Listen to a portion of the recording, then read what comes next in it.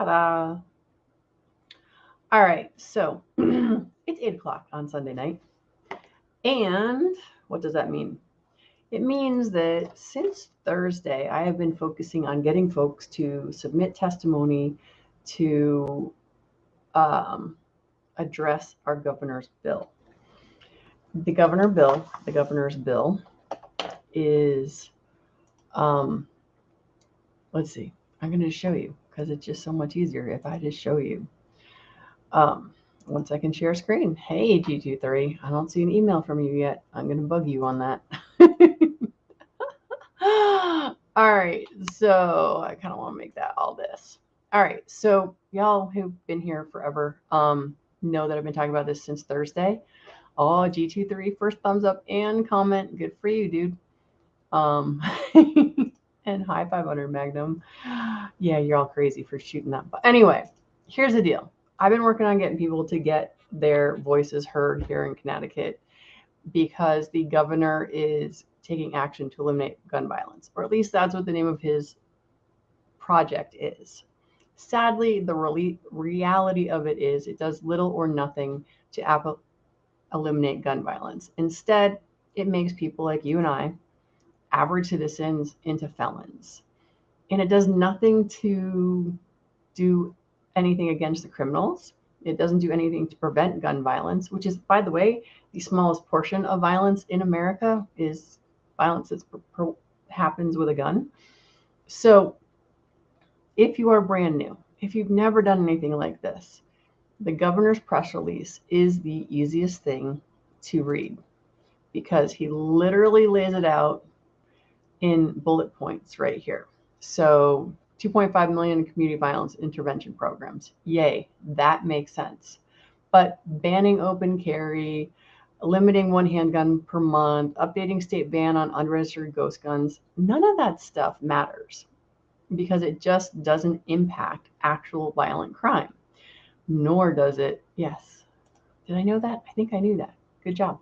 I have not submitted my testimony, hence the reason I am here tonight, because I am just going to walk y'all through what I do. So here it is. I look at the press release. It gives me the high level of what's actually going on. And then for the fun of it, because, you know, reading is so much fun, I print out the 70, what is it? We got 73 pages of stuff. Now, here's the thing that sucks about this. It is not like super easy and makes sense, which laws are supposed to be accessible to the average layperson. You're not supposed to already have a law degree to understand what the heck is happening in all of these pages. Now, the way it works is if you go to the end of the bill, like the last page of the bill, it will tell you all the things that have changed, where they're changing, and what they're changing to.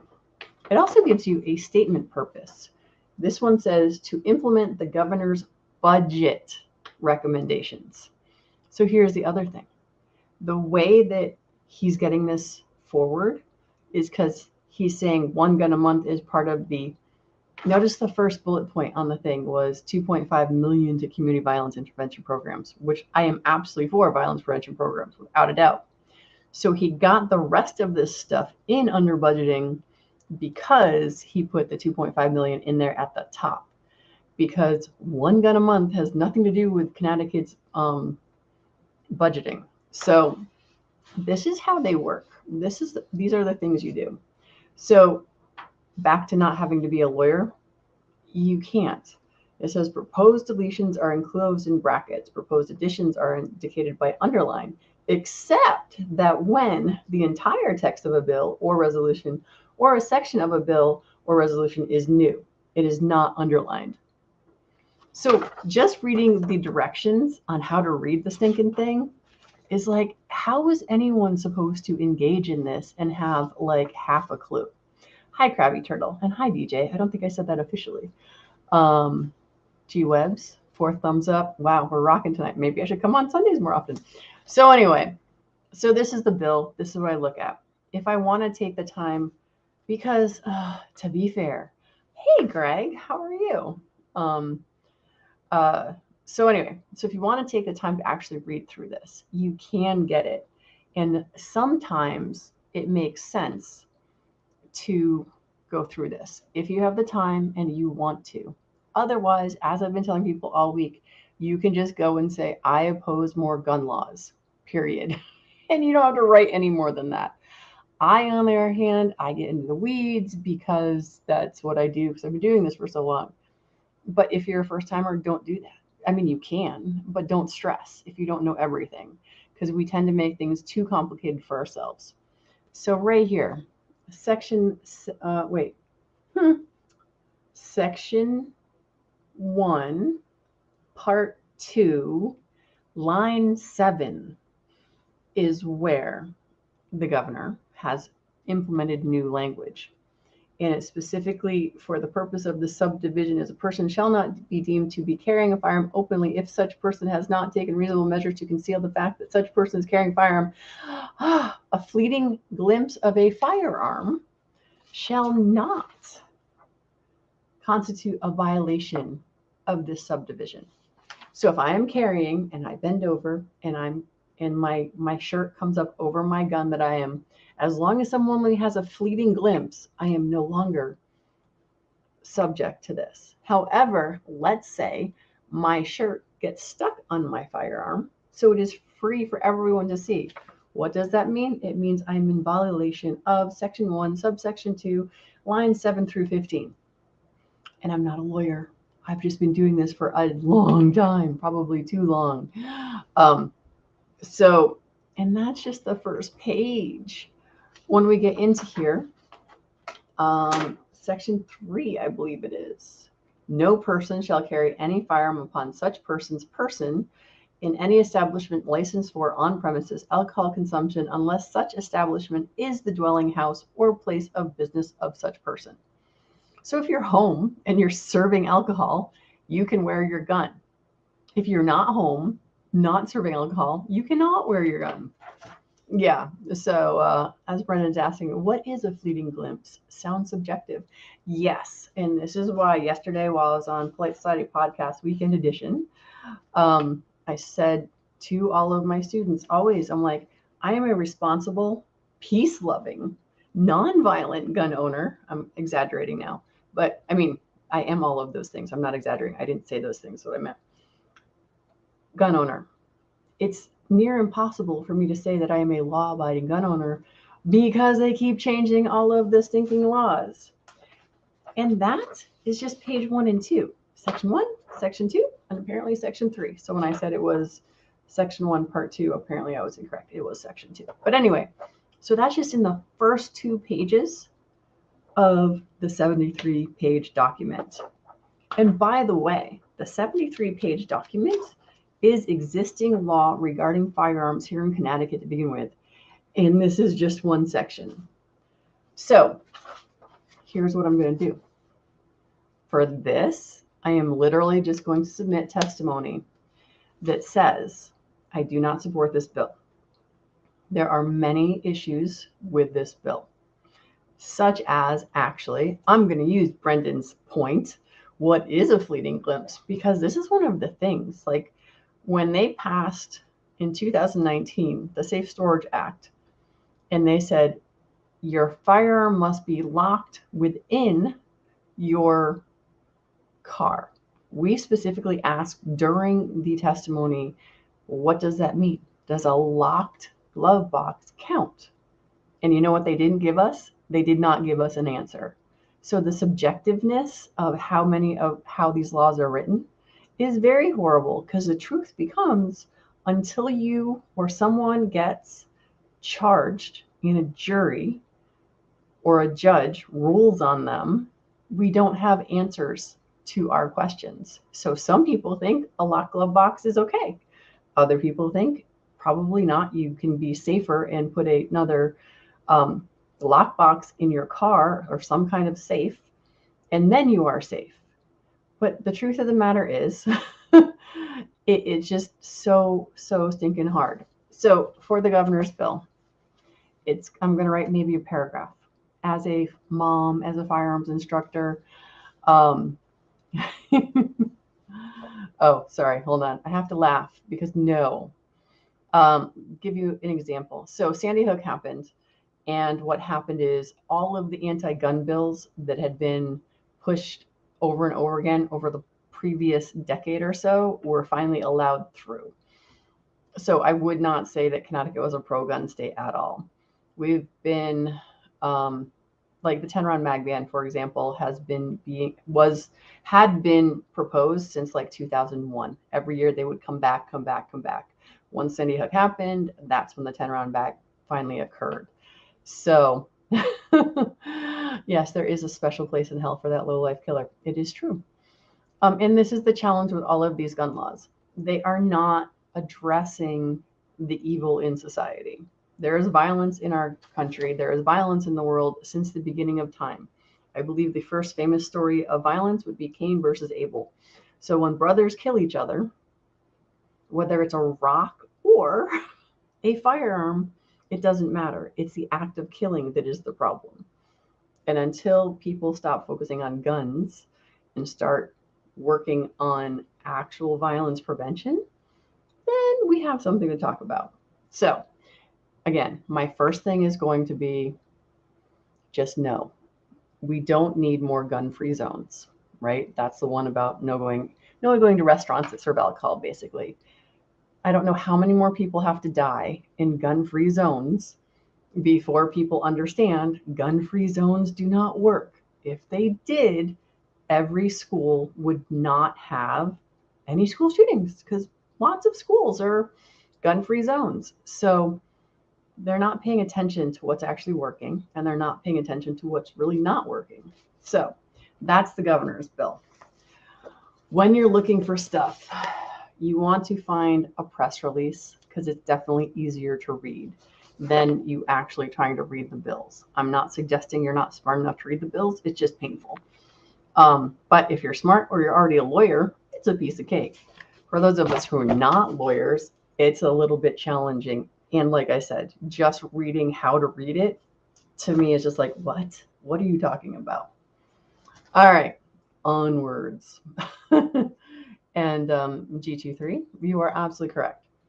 Gun-free zones. There are multiple times where people, bad guys, have specifically looked for gun-free zones. I can't remember the name of the guy, but there was a movie theater shooting that, what I recall, and if any of you all know it, please drop the link. But he drove by a bunch of other movie theaters until he found one that had one of those nice big pictures of a gun with a slash through it for gun-free zone before he went in. I just talked to Nikki Gosler actually on Friday, and I don't know if y'all know her story. Ooh, DJ, if you can look up her thing. But what the heck is it called? She wrote a book because she was a law-abiding citizen and she was going to a gun-free zone. So she left her firearm in her car. She's out to dinner with her husband, and she didn't know it at the time, but she had a stalker. So she's law-abiding. She left her gun behind, and for that, in that gun-free zone, she got to watch her husband shot and killed by her stalker. And since then, she has had to fight over and over and over again to not allow him to get out early parole. So gun-free zones are death zones. And until people start really paying attention and understanding that, they're going to keep coming forward and thinking, oh, but it makes me feel better, which is what the open carry that the governor wants to get rid of. It in his press release, he like legitimately says, hold on, I just the press release, right? Our governor says Connecticut remains one of the safest states in the country, and violent crime has been decreasing here over the last several years. But even one shooting is too many. So that's his basis for going forward with all of these things. Now, where the heck is it? Oh, I love this. Preventing bulk purchasing of firearms. That's his reasoning behind 1 gun a month. I don't know about you all, but as a competitive shooter, 2 guns is generally the minimum that I'm going to buy when I go. Because if I'm buying a competition gun, I'm buying 2 because I need twins. So I have my practice gun and my competition gun. Oh, thank you, DJ. Yeah. Stalked and defenseless. How gun control helped my stalker murder my husband. And she had to sit there and watch. And she's, oh, yeah. So she's really awesome. And she has a horrible story. Yeah, that's sort of a con. But anyway, it is just crazy. So yes, and like some people ignore the signs, which is a good thing. And there's lots of things, but they shouldn't be there at all, because the fact that he could be charged with anything because he brought a gun in a gun-free zone and saved lives, the law looks at him as no. He was in a gun-free zone. It was posted, and he could still get in trouble for that, which is ridiculous. Oh, the other part about 1 gun a month, I almost forgot, because this is icing on the cake. Many guns, this is the governor talking again, many guns involved in crimes occurring in our communities are purchased illegally on the underground market. But his 1 gun a month thing is going to help stop that. How about no? How about you go after the folks who are doing the underground market thing and, oh, I don't know, maybe take care of them. So there we have it. Again, lots of stuff. All right. Where do I have it? Act concerning microstamping. This also is going to be a short and sweet rebuttal on my part. They want you to get microstamping enabled pistols. I'm not entirely sure, but I believe it's roughly in G-Webs. You probably know this because you all watched yesterday. I believe that California has already had a statute like this on the books for over a decade. And the truth of the matter is, microstamping is not a thing. It is not something that goes into every firearm, nor does it work successfully in every firearm. So just like a 10-round mag ban, which is a gun ban, this becomes a huge ban because there aren't guns that are made with microstamping that you and I are going to be able to have. And yeah, we're not retrofitting any of our guns with microstamping. Not happening. When I was at the gun store at Lock and Load in Southington this Thursday, Josh was saying, it's like, if this were to pass, every single gun in his inventory would be useless. So yeah. Oh yeah. And what Brendan says about the 1 gun a month thing, if you have a relative who passes away with a collection, it could take years to take possession. Exactly. And actually, I did have that in mind, but a lot of people brought that up already. But yeah, it's like there's just so much that they don't think about because they don't want to actually talk to gun people. They don't understand how guns work. As far as the Sandy Hook stuff, part of the problem, we have so many problems with our gun laws, is because they didn't talk to anyone who could actually educate them on firearms.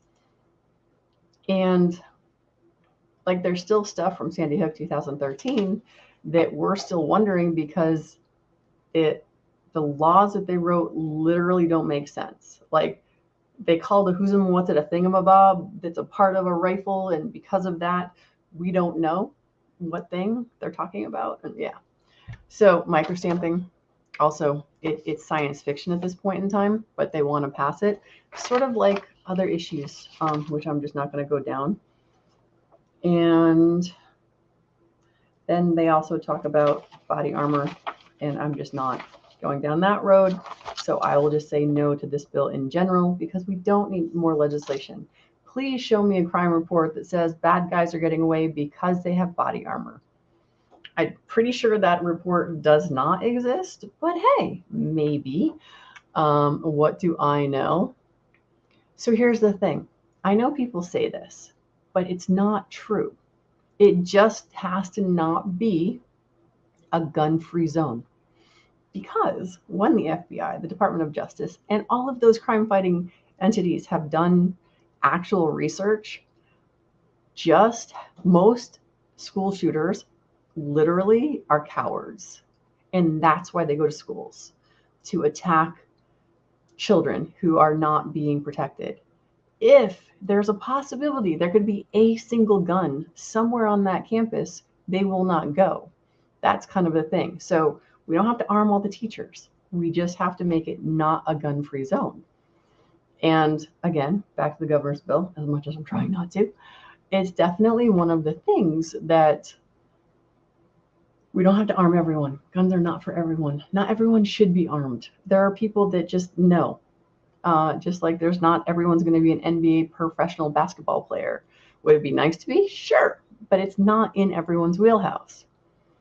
However, getting rid of gun-free zones would go really far to reducing violence, because many of the mass shooters specifically look for gun-free zones. And the people that are like, no, that's not true, that's not true. I'm like, you have nothing to back up your feeling about that not being true. The safest place that I know of you can be is, let's see, where there's armed guards. All right, what about the police station? When's the last time someone tried to do a mass shooting at a police station? No, you know what that's called? That's called death by cop. That's suicide by cop, because they know they're not getting away. So these people who want gun-free zones are not thinking, because they live in a lovely place where there's never any violence and no one ever wants to do any harm. And well, only trained individuals like police officers and military should have that sort of thing because. And she's like, no, criminals are criminals. Gun-free zones are places where they look for, because they like simple, easy targets. All right, pro tip.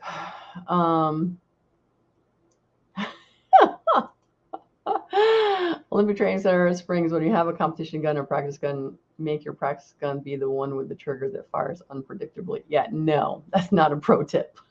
You want to have twins so that what you're practicing is what you get.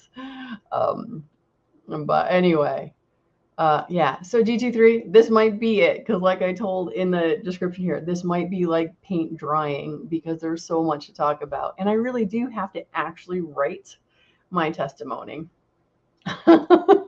And I guess that's why G-Webs assumed it's going to be a 2-hour stream. Yes, you can demand all you want, but I think people who are demanding are just having a little temper tantrum. I'm not going to put up with that sort of thing. Yeah, because children demand. Adults, we discuss and we talk about and we figure stuff out. Hence the reason the moms who demand action in their red angry shirts don't understand the idea behind gun-free zones. They have their feelings, and that's what they got. And their feelings are generally mad angriness. Yeah, I'm not even go there. All right, sorry. I mentioned, so I'll just say, here's the truth. None of us will ever know the entire story, right? And there's no simple answer to any tragedy that is out there. As you guys know, Suicide Prevention Saturday, one of the things that we talk about is no one wants to talk about suicide. Nobody wants to talk about someone who's died via suicide, because how did they do it? What did they do? All sorts of questions are always asked. And the truth is, no one will ever know the full story. There's lots of theories. There's lots of pieces of information out there. You just have no idea. So here we go. I need to write my stuff. Yeah. So good luck, Bear. Here's the truth. I do not do Olympic shooting. That's a whole nother animal and that's a whole different discipline. Oh man. All right. So here we go. I am writing oh wait, but no, we're not done yet, because here is finally something that we have and we can get behind. An act concerning an individual's right to own, possess, and carry a firearm. This is the one that I'm going to spend most of my time writing, because as a firearms instructor, it would be great if I could tell my students that they will actually be granted their individual permits within 8 weeks. because Mr. Fishbein is saying if it has not been expressly denied by the commissioner, and look, even better, it gets even better. He wants to do it for free. So I think that's pretty cool. So I'm not going to give my classes away for free. I'm not going to lie, but imagine if they took away about, I don't know, 70 plus $80 worth of fees. So anyone could apply for their permit.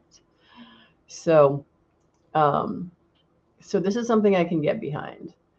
And this, oh, speaking of the Olympic shooter stuff, so target shooting pistols got put into our assault weapons ban because, again, the people writing the stuff did not talk to anyone in the gun community. So the way that they worded what features made an assault rifle, they didn't put in rifle. And so they said any gun with any of the following attributes. And one of them was a magazine, detachable magazine in front of the trigger guard.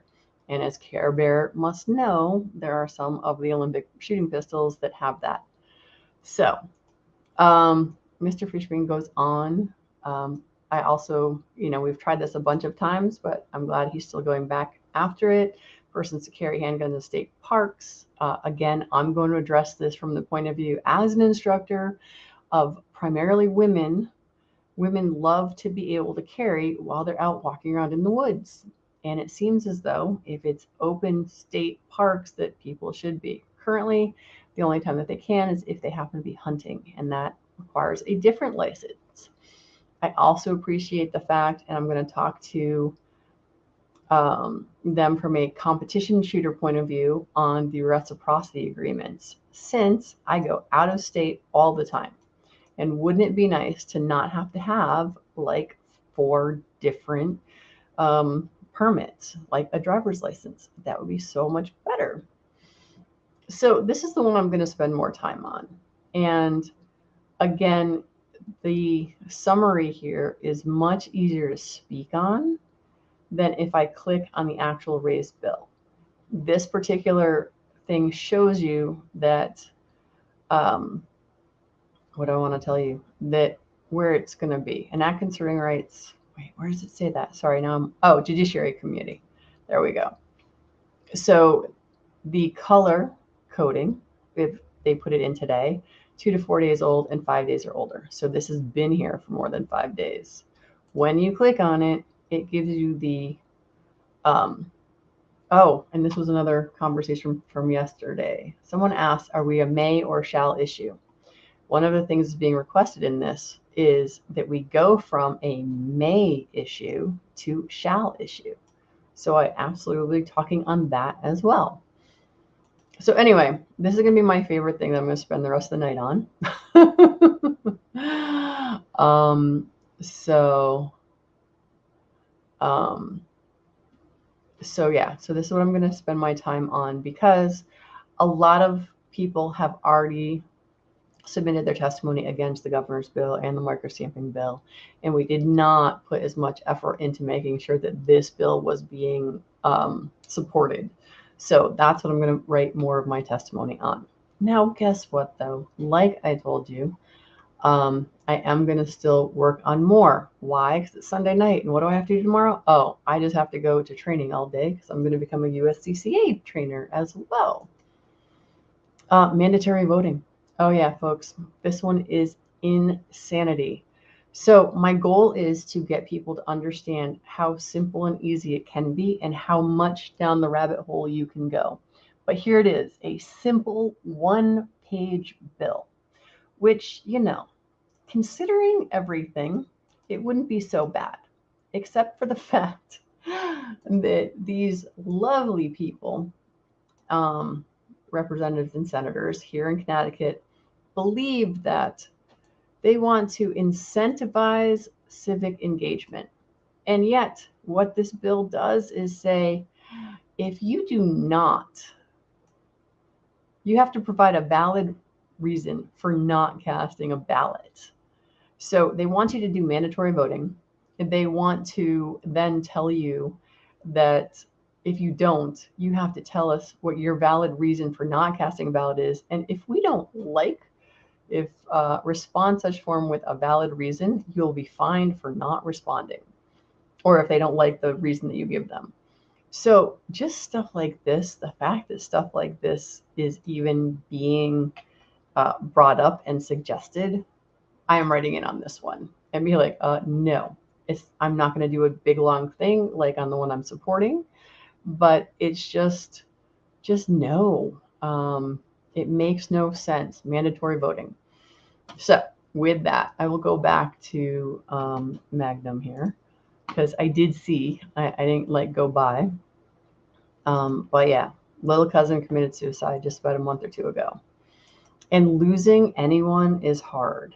And it's no one's ever going to know.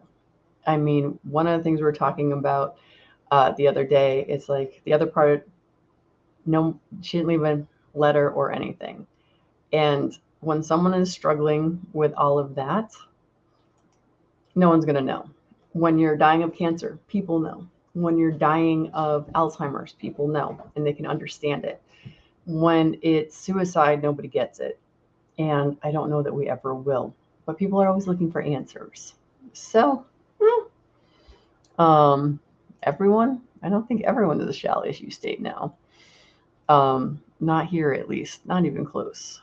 But it's just the timing and the fact that, so our state statutes here in Connecticut say that once you apply, put your full application in, it should be turned around in 8 weeks or less. Some towns turn it around in a single day to the first 5 days. Other towns, it's 5 months or 5 to 8 months versus weeks. So the purpose of Mr. Fishbein's legislation is so that there's no more of this silliness, because what happens is the way our permitting process works is you take my class, I give you a certificate, you go to your town hall or your police department, you submit your paperwork. They're doing the fingerprinting, the background check. Some of them ask for like 10 different other additional things, which is not what is required by state. But the towns, if they have a super anti-violence, if they have a super anti-gun police commissioner or selectman, you may not see that you're getting a pistol permit for months and months and months. So actually taking care of that sort of stuff. It would be amazing if this passed. I'm just going to say that for sure. Mandatory voting, we talked about. We have a ranked choice voting for our elections coming up. I sort of understand how that works, but not entirely. And we want to make sure that incarcerated individuals can vote, because since here in Connecticut, they can also become elected officials. It kind of makes sense that they can vote as well. So, all right. So now what? What am I going to do? What am I going to write? Well, sorry. I'm like, I'll try not to look at the chat because otherwise we're going to be here forever. All right. So here's what I'm doing. I am looking at the one that I'm looking to pay more attention to, right? So let's go to the actual application thing. All right, hold please. So I'm going to submit my testimony while y'all are watching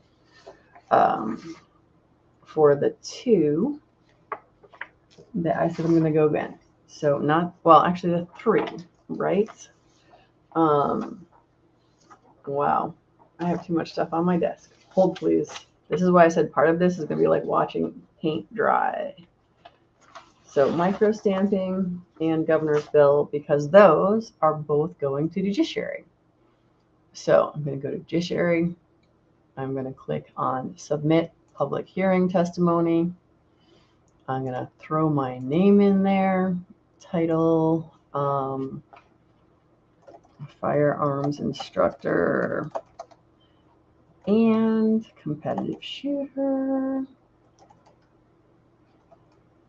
And you guys can get to see how horrible I am when it comes to being able to not spell things. And, okay, the field should contain at most 32 numbers or characters. All right, so, actually, no, wait, ready? It's like being on Twitter or something. All right, let's try that. Is that 32? It is. Let's see how short this has to be.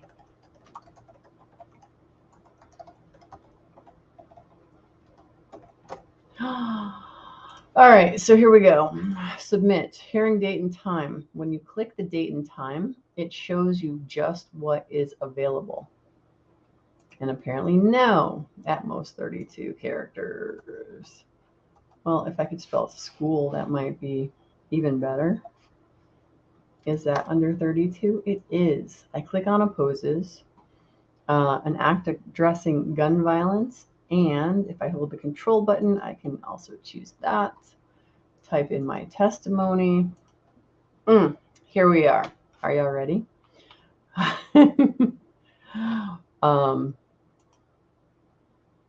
Wow. All right, so yeah, so it's not like Connecticut's the only place that is having problems. What are y'all talking about? Let's see. I know Magnum started this with Maryland fees gun control, which I'm guessing. But anyway, let me finish one thing at a time. Such a squirrel brain. Hold on. So my testimony is simply going to be what? As a mom, instructor, and competitive shooter.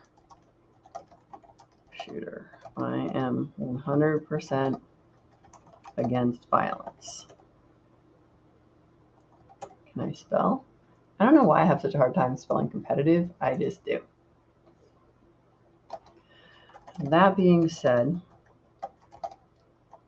Governor, the bills that I oppose do nothing to prevent violence.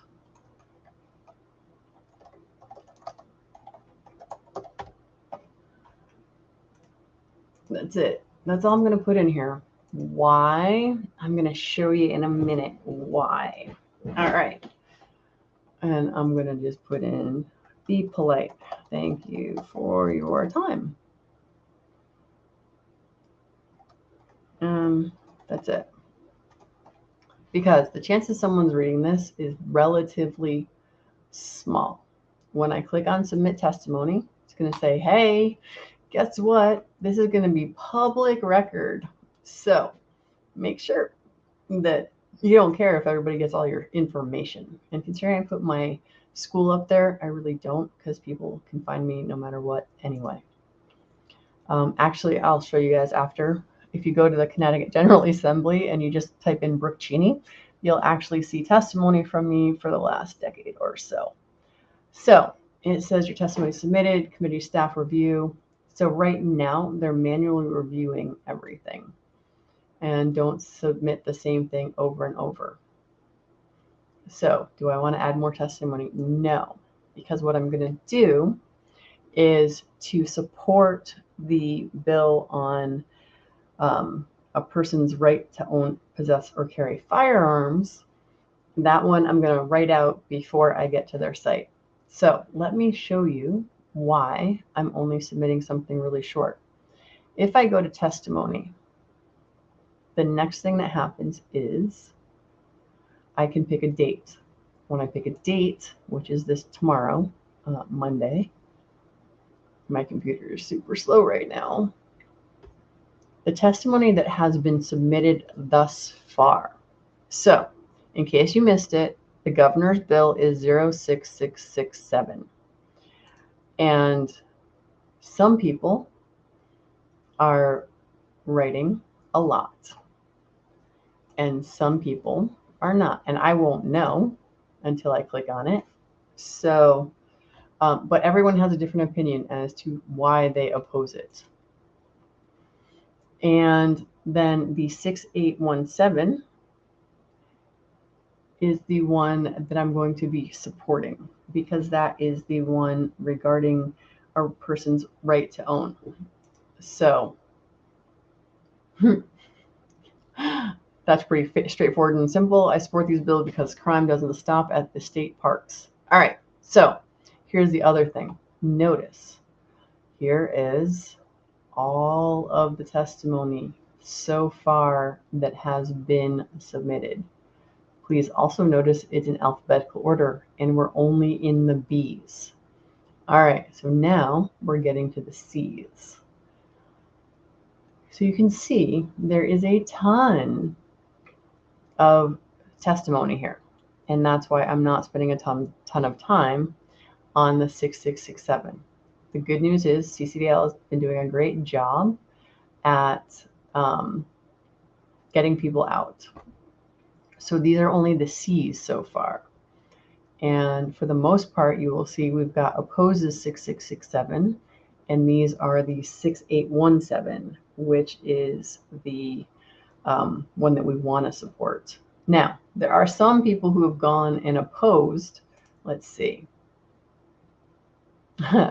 And they may, when they do something like that, we don't know if they actually opposed it or if they just didn't know. Did I click on ons? Well, right. So this poor person, he didn't realize that this was the one he was supposed to support. So anyway, that's what I'm saying is the good news is look at all of these people. And you know what's really cool about this right now? All of these people, as I'm scrolling through here, well, I actually know some of these people. Some of these people are my friends.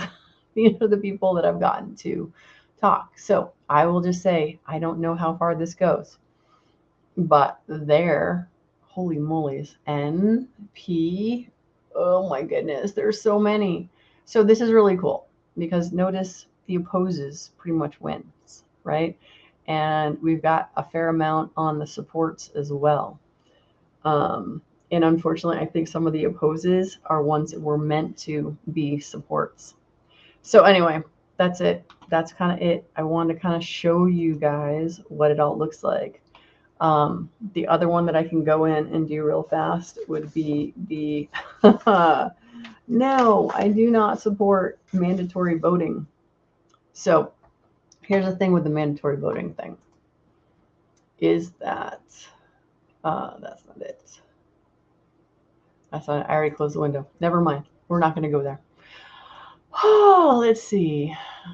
Let's see what you guys got. Shall issue. Nope. We are not all shall issues. The Friederman guy in Pennsylvania. Nope. Don't know anything about that either. Sorry, guys. All right. Thanks for putting the cue there. You are writing testimony, requesting time to speak your testimony. All right. So here's the deal. I am in training all day from 8:30 a.m. until we are done, which could be 5:30, 6 o'clock. So I am writing in testimony. And tomorrow, when I am done, I've already put in a request to speak. So what I'm hoping happens is A, either I automatically happen to be towards the end of the speakers, or B, if they go over, like if I happen to be early on in the lineup, that they will just put me to the end, because that's usually what happens if you miss your turn. So the answer is both. I'm writing in so that we can have numbers, right? Here's the thing.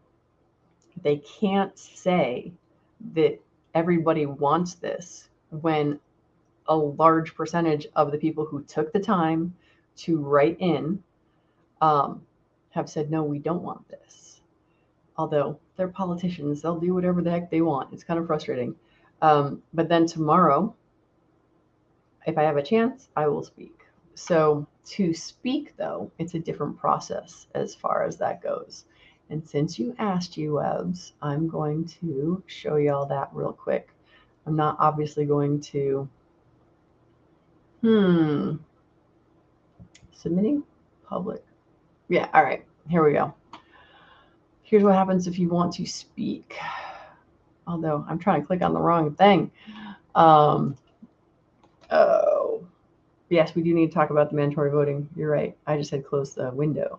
So if I go to CCDL, because it's actually almost easier to just go there, then our Connecticut, aren't they good? Don't wait till time runs out. So when I click on this, it shows me the major gun bills. And if I want to sign up to speak live, I click here. It brings you to our webinar registration, specifically for the Judiciary Committee. So you want to make sure you're actually in the correct one, and you want to make sure it's the correct date, and then they will let you know what time it is going to speak. Now, Judiciary Committee in general has always been good about allowing everyone to speak. Judiciary Committee, these are the crazy people on both sides that they will go till 2 or 3 o'clock in the morning. So not all committees do that, but here in Connecticut, the Judiciary Committee does. One of the chairs of the Judiciary Committee is Senator Gary Winfield, and he is a Democrat, and he really believes in justice and having everyone have their turn. So as one of the chairs, he's always very good about making sure everyone is heard who wants to be heard. So with that, all I would do here is I'd verify. I've already done this though, so I'm not going to resubmit it. My email address, city, state, province, job title, and registering. And when you click on register, you get to choose remotely because they do it via Zoom or in person. Now you all can watch this on YouTube tomorrow. Judiciary Committee has a website of their own, and so it's one of those things. I'm just gonna not have to make you go through all of my stuff. So if I do Connecticut State Legislative, I think it comes up that way. Oh yeah, there's that too. Yeah, there's a lot of stuff. There's so much stuff. CTN is actually the Connecticut network that plays within, which is where everything is coming from. And then Public Health Committee has its own channel, and so does Judiciary and all of that. So tomorrow I will put up that. Well, maybe I will. I don't know, guys. It's a lot, and like I said, I'm going to be in training all day tomorrow. And we're not going to register. Yay for CCDL. So they give us what we need to make it as simple as possible. And let me find the Krabby Turtle request. Wait, was it Krabby Turtle? D23. Yeah, mandatory voting. So it's just crazy. Yeah, I would too. And that's the thing is like they don't get if we for a moment had any indication that giving up our guns or giving up our rights would do anything to do anything about violence, we all would in a second. It's not even about giving up our last dime. We would give up all of our rights if it made a mistake or if it made any impact whatsoever. But it just doesn't, and it never has. So this is where it's just absolutely, it's so maddening. It's like I have friends who love me and will still just insist that I'm wrong, because why does anyone need a rifle? And I'm like, well, because I don't know, maybe because like rifles are like the smallest amount of crime that is ever committed. So yeah, but that's just that's just me. All right, so here's our mandatory voting bill. It is ridiculous, so fully ridiculous. Oops, wrong button. You guys know how I like make it so well. Part of it so I can read it better too.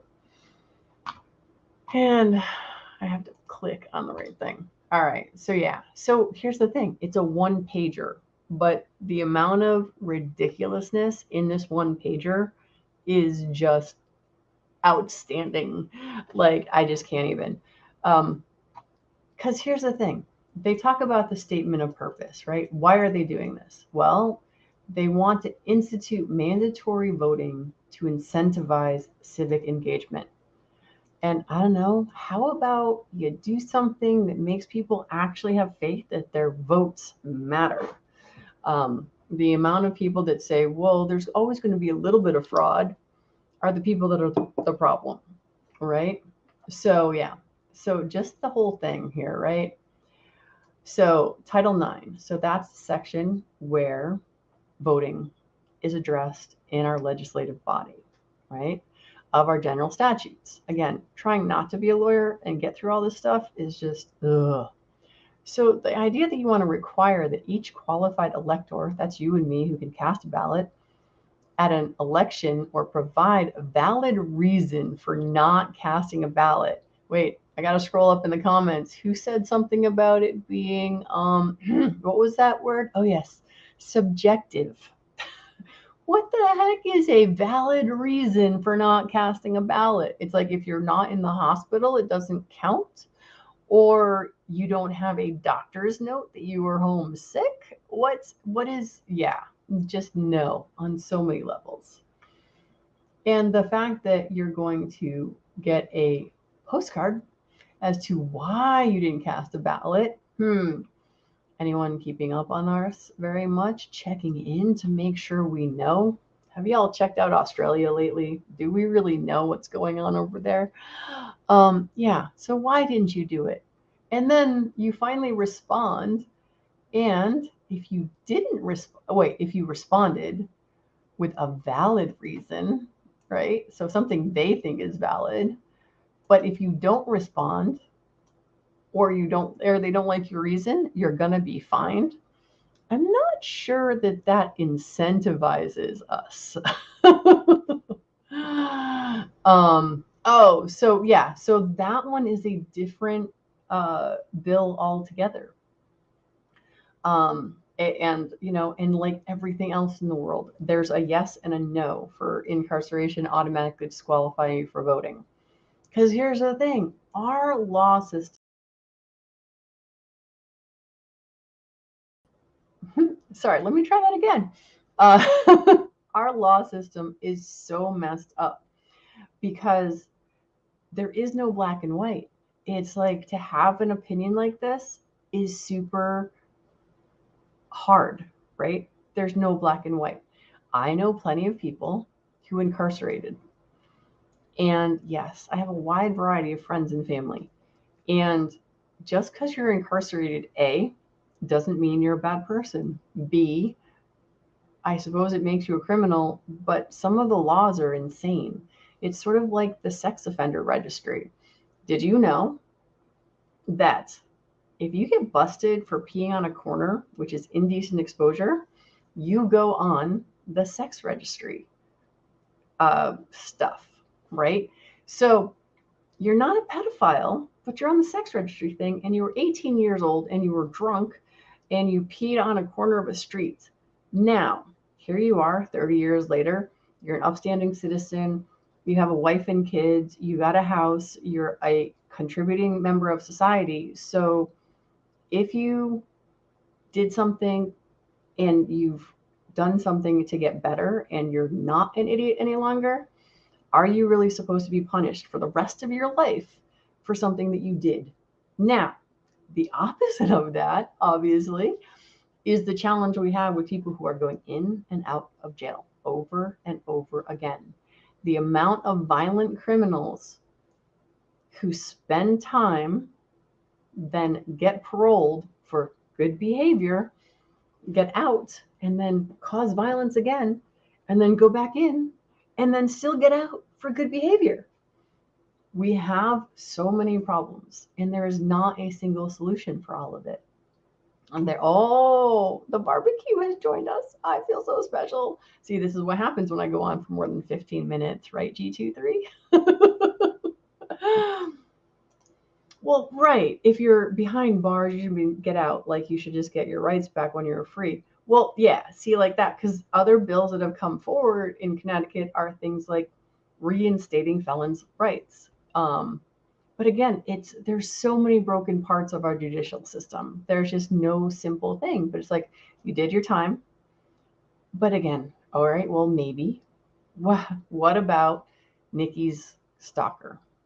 Dude is a murderer, cold-blooded murderer in front an entire restaurant watch this dude murder her husband. And he's been up for parole many times for good behavior. Are you kidding me? It's murder. It's like just life sentence, end of story, right? Because that's what we want. We want that simple, easy answer that makes sense to us. Problem is, we don't know. Give you another example. This is a thought process, right? There's no easy answer for any of it. If I am dying and I have some horrible, I don't know, skin eating disease or something where I'm in constant agony all of the time. My husband and I have talked about it. I want to die, but I can't do it because I can't move. I'm bedbound. And my husband allows me to die. And now he gets charged with murder because something happened.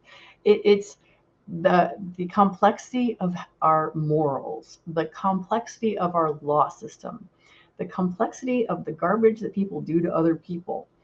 And all of the rules are there because there are assholes in the world. Yes, there are. That's why I always click not made for children, because I can swear it once in a while.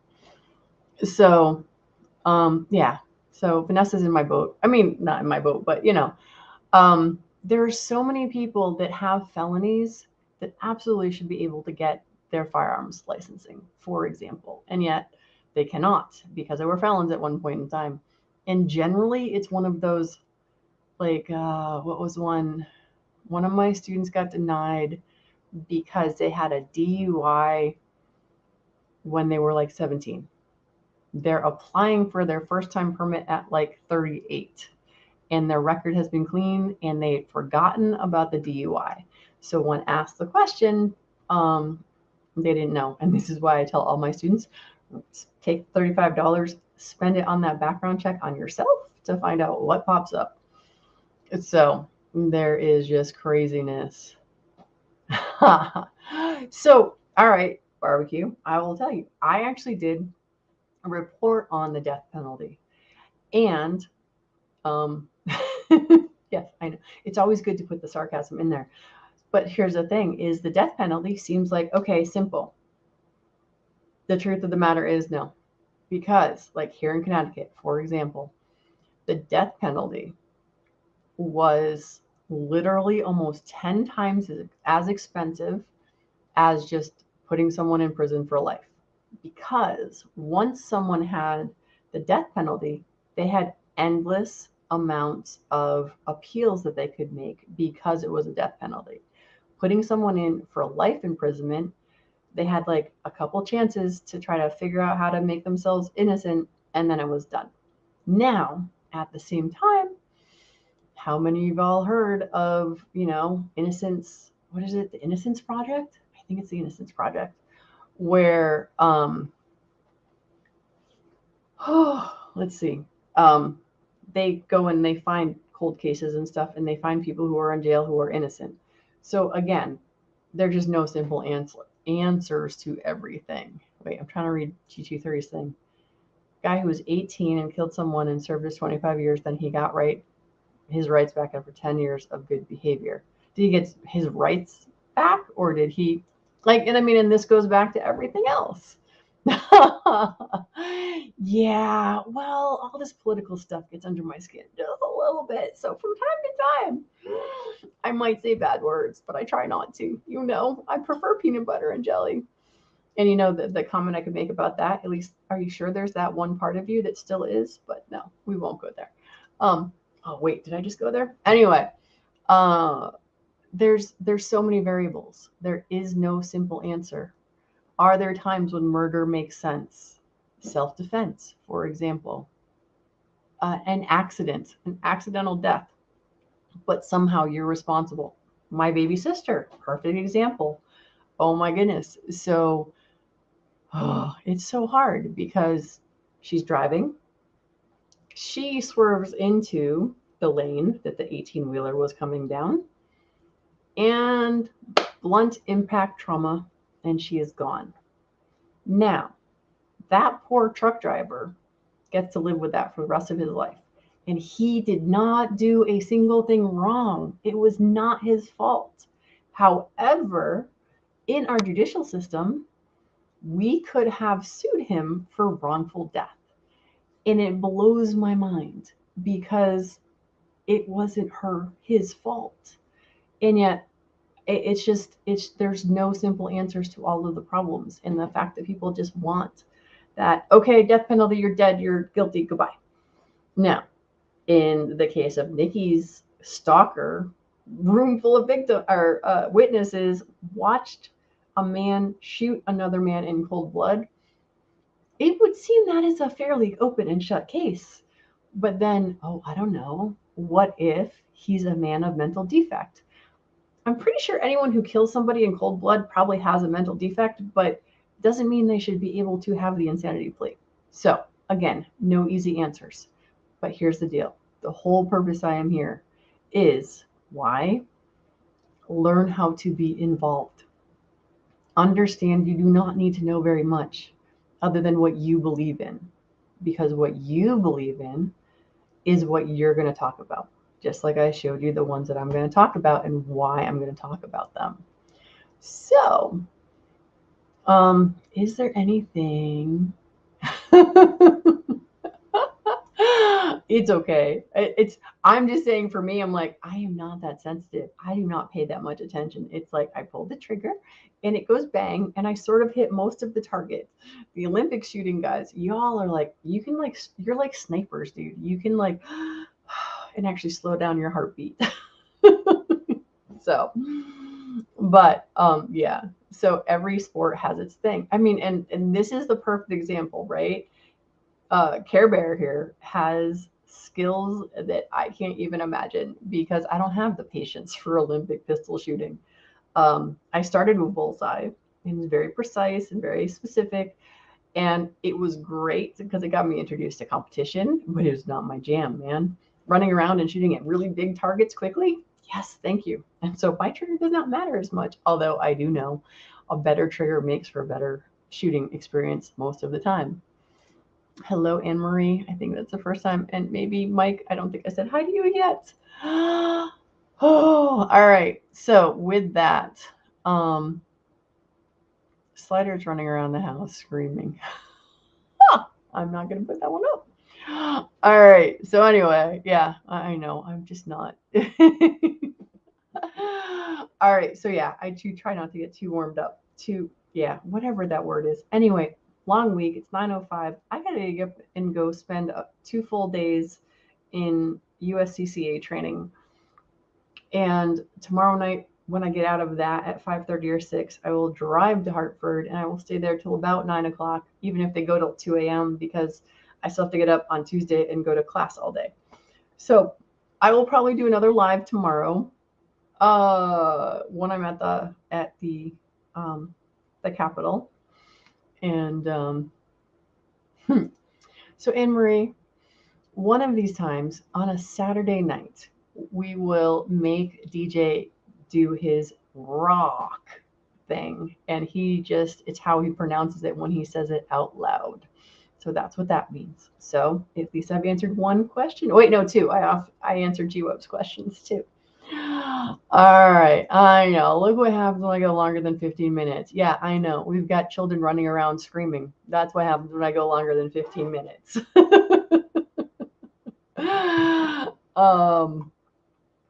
So anyway, all right. I'm going to go because I thought I would be able to talk to you guys and do my testimony, but I was mistaken. So I really do need to find the bill that I want to write on. Oh, yeah. And the worst part is there's still stinking more. An act concerning serious firearms offenses by repeat offenders. So this is another one that's in judiciary. And the person is a human being, where appropriate, a public or private corporation, a limited liability, or blah, blah, blah, possesses. So this one is another one I can support because it is about actually, whatever that's called, punishing the people who've broken the laws over and over and over again. All right, so I think that's everything. It's more than I was planning, for sure. It's a whole hour. See, we're halfway there to your 2 hours, G23. Aren't you excited? But yeah, it is what it is. Up the live, y'all. Oh yeah, thumbs up. That's what he's trying to say. So yeah, so for your Run Facebook side, thank you for the likes. I see a couple of thumbs up, hearts, all that good stuff. It is 9 o'clock. If you're watching this replay or live and you're here in Connecticut, you have until midnight to submit testimony to judiciary for this stuff. As for if you're going to go live, you only had till 3 p.m. today. So these are the sort of details that you learn as you go, is to find out each committee has different things that they say that they want as far as what timing you have. And now oh, did I do my mandatory voting one? No, I did not. So G23, let's go. I'm going to do this one right here, just for you, so you get to see it. So now I'm officially over an hour.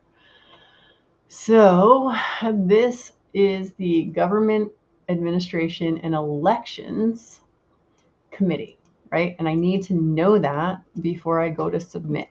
So when I go back to CGA, I want to go to committee, and then I go to Government Administration and Elections, and then I click on Submit Public Hearing, and we know that it's tomorrow. Oh my goodness. And then here's the other thing that a lot of people don't understand. Committees have so much stinking stuff that they have to go through. So let me throw this in here real quick. I'm not even going to say anything other than voter. Yeah, I'm actually going to do that because here's the thing. They don't care. But look at all of this stuff. Now, SJ, SB. So Senate bill is what SB stands for, right? And then House bill. So here's the one allowing incarcerated individuals to vote. And mandatory voting. That is the one that I am opposing tonight. And I'm going to type in my testimony. And here's what I really want to do. If I could go back there. Hold, please. See, this is all because G23, you're rubbing off of me. So here's what I'm going to do, though, is I'm going to take the proposed bill, and I'm going to take their statement of purpose specifically, and I'm going to kind of throw back in their face, right? So if I put this in, and I'm simply going to say, fining people for not voting does not incentivize people. And the thing I said to you guys before, right?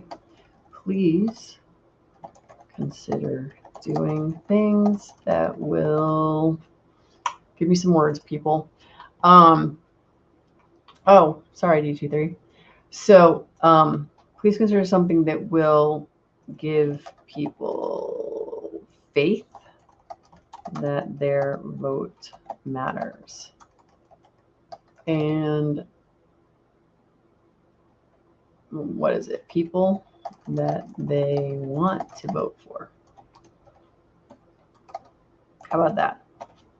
It doesn't have to be huge. It doesn't have to be verbose. It can be short and simple.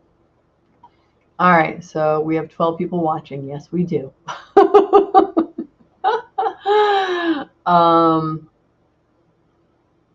Oh. What?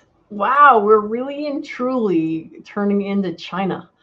All right, I did not know that. Holy mollies. That's yeah, no, freedom is freedom. All right, so this is what I got. To make changes in election laws, voting, I'm just going to fix this because I don't know, I'm one of those people. I want it to actually look right.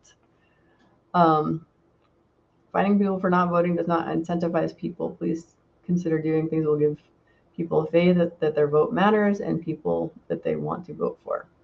It's that simple. You don't have to go crazy. I'm going to submit my testimony. They're going to warn me again. Hey, everyone gets to see that you said this. I'm like, yes, you can. And voila. And no, I don't want to submit anything more at this moment. All right. So I did mention this before, so I will just show you real quick. If I search now, it may or may not work. It seems like their search system has not worked a whole lot lately. If I go to our Connecticut General Assembly page and I simply put in Brooke Cheney and I do refresh, yeah, see, their site search is currently broken. I don't know why. It's very sad. So anyway, I've done it before and more stuff did actually come up. So once their site, the search is actually working again, I can show this to you guys. But for right now,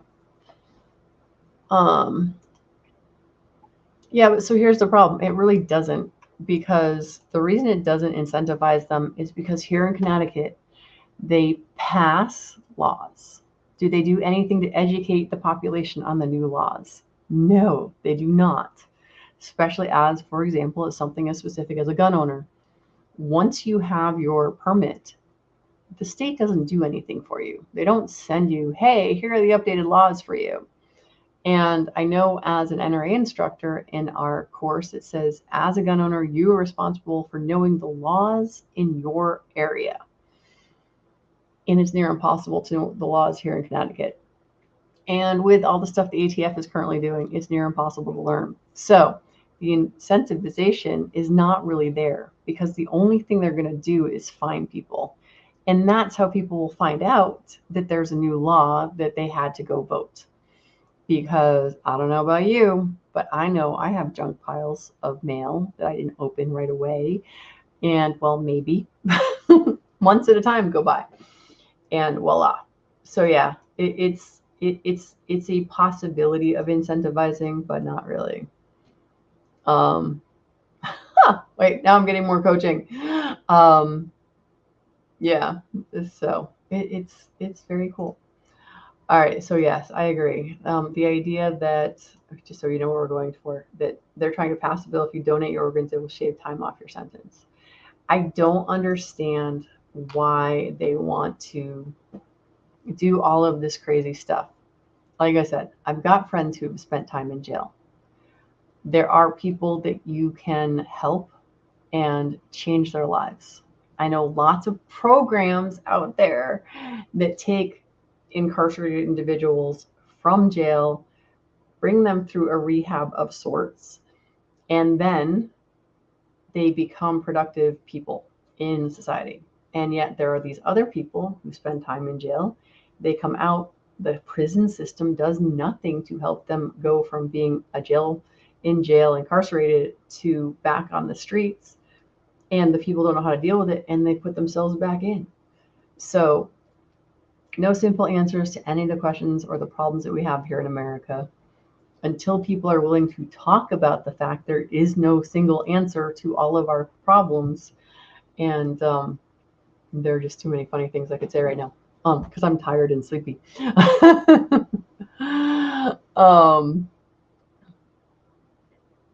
And so here's the thing. I don't know. Are you being serious or are you being sarcastic?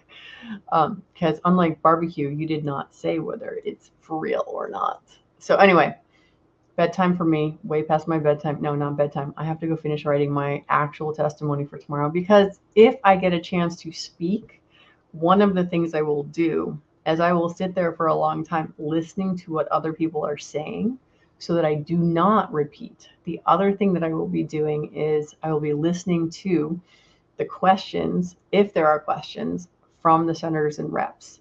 And if someone doesn't have an answer to a question, when I start my testimony, I will address the rep or state and say, I have an answer for your question before I even start my testimony. So those are some things to think about if you ever go to do this live and in person. I know every state runs their legislative bodies a little bit different, but that's how we kind of do it here. And hi, James. I'm about to leave though. James is he is a Connecticut resident. So one of two things, he's going to be there with everyone tomorrow. At the very least, I know he has already submitted his testimony. Um, and yeah, there's all of that. Good night, everybody. I hope this was helpful, entertaining, all of those things, and that you've learned a little bit more about the process, how simple and easy it really can be. I think the hardest thing is finding the thing that you are interested in enough to get on the list to find out which thing is happening, whether it's your civil rights for voting, your civil rights for owning a firearm, your civil rights for getting paid. There's so many things out there. So, oh, there you go. Oh, do you know where the list is? Where's the list? Yeah, so somewhere. Oh, it's probably there. All right. Let me see if I can do this right. I'm so close to leaving. I swear, really, I am. Let's see if I got this right. So, give you this full screen, and if you have the what am I trying to say? James, if you have the list directly so you can show me. So we're going to judiciary, and then submit public hearing. Where is, oh, I'm pretty sure in testimony, right? And then the following documents are written. So we go to the 6th. And then I believe at the top of this, it has the list. Click for speaker order. Oh, so this is where I should go look for my name and hope that I'm towards the end somewhere. Now, James said 156. So if we go down here, there he is. Wait. James Ritchie, since when is your name Jeffrey Tank? You're 157, dude, but it's okay. We'll forgive you for not being able to count.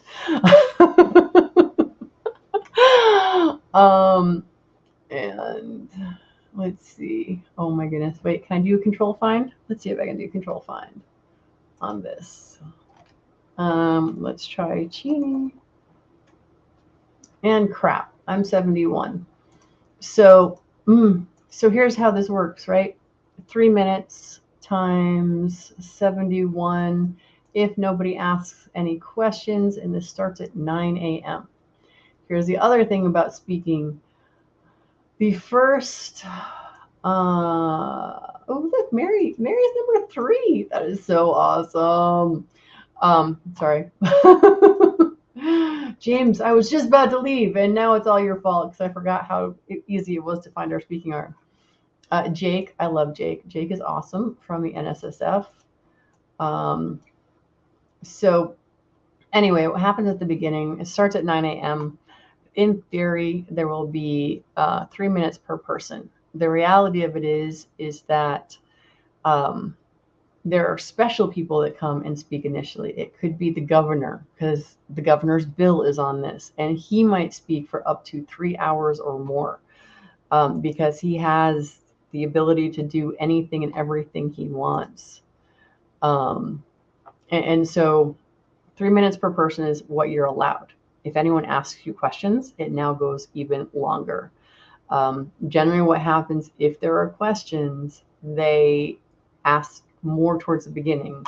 By the time they get to James Ritchie type numbers, towards the end there, for the most part, they don't ask any questions. They still want to give you the opportunity to speak, but they're not likely. Like this is when it's 11, 12, 1 a.m. kind of thing.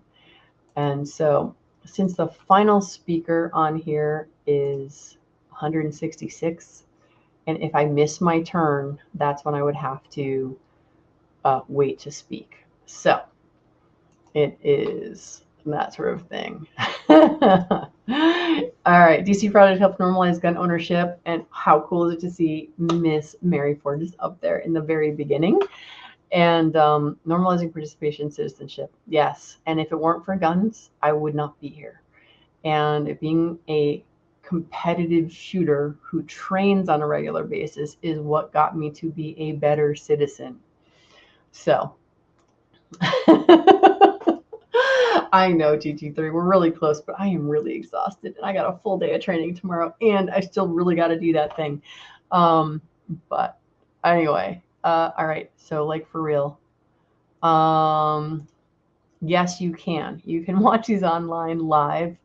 And let me go back to CGA website. So let me show you around. When you go to the Connecticut General Assembly, which I know DJ put it down right now, but since we're talking about right this second, I'll throw that there. See right here where it says House Stream, Senate Stream, and YouTube streams, and then CTN. This is how you can watch it. So I think YouTube is probably going to be the easiest thing. When you click on here, it shows you House or Senate. And then remember how I said the the committee matters. So tomorrow we're going to be in Judiciary. So let me rephrase. So tomorrow the governor's bill is going to be in Judiciary. As far as the voting bill goes, that's going to be in the Government Administration Elections YouTube stream. So and that's how you can watch them live. And here's the other thing, is that if you click on them, you can also watch past stuff. And it's interesting because here's an example from February 22nd. This one went, what did it say? 5 hours, right? Here's one, it's 2 minutes. So that was obviously a mistake because nothing in the legislature lasts 2 minutes. So yeah, so some of these are short. This is a 15-minute hearing, supposedly. Or, let's see, April 12th, April 6th. Yeah, so as long as they've got different dates under there, they're different ones. And then Judiciary, again, it is there. And you can see how long they are. Tomorrow's will very likely be put into multiple spots because when they go super long, oh, there's Gary Winfield. I do like him. He's a good man. But anyway, let's see, public, where's public health? Public health and YouTube stream. So this is where I was on last Thursday. Not that I know what the date is last Thursday was. I guess that was the 2nd? No, I don't even know. Yeah. So anyway, yes, you can watch them. You can go back and rewatch them. You can do all of that stuff. All right. How many times have I said it? I think we should have a contest. Ready? Those of you who would like something from me, it might be a hat, it might be a book. You could go back and find out how many times I said I was going to go now before I actually stopped the stream. Because I know this is probably at least more than 2, probably more than 3 that I'm like, no. So, I'm sorry, Vanessa. I actually woke up with a migraine this morning. It totally sucked and a bad back. But this is where I've decided that Dory from Finding Nemo is my current spirit animal because I'm just going to go swim because I was working on setting up my instructor class first thing this morning. Brought my kid to volleyball down on the coast, came back up here, went shopping, got my lunch ready for tomorrow because it's bring your own food kind of thing. And then I am here 8 times. Oh, GT3, are you sure? I need someone to verify that. And I will send you something, I swear. Ooh, maybe it would be a sparkly pen. I don't know. All right. How about I even have like a first or second prize? Or if y'all actually go back. All right. I promise you I will yeah, what will I do? I will send you all, well, I will send like the first 3 people who are right. And that means I have to go back and look. And we're not done yet. So we don't know if it's 11 or 5 or maybe 8. Anything is possible. So I'm going to say goodnight, Gunmetal Guy and DJ and CNT and everybody else. I know, exactly. That's exactly the problem right now. But yeah, we're going to go kick some butt tomorrow. Like I said, hopefully I'll get 2. At the very least, I will pop on live tomorrow to give you guys an update from the Capitol. So you get to see how many people are there. And remember that what we see is not necessarily how many people are there, because the Zoom will have a ton of people. All right. Well, that's good to know, because I appreciate you all, because I'm like, I'm really done now. And then you ask a question, then I answer the question. Oh, look, squirrel. So, oh, there you go. Oh, in other words, DJ, no, I'm just not going to do that. I'm going to go to sleep. Y'all can go to sleep too. DJ says if I send him the link, y'all could just sit here and, what would you do? You would just stay chatting in there? I don't know. But anyway, for real, I got to write and submit, and I will see you all tomorrow, probably 6 or 7 o'clock, I am guessing, Eastern Standard Time. Good night, everybody. For real, this time. And this is the final time. So whatever number this is, y'all let me know. And in the chat, well, whatever the comment section is when I close this. Goodbye.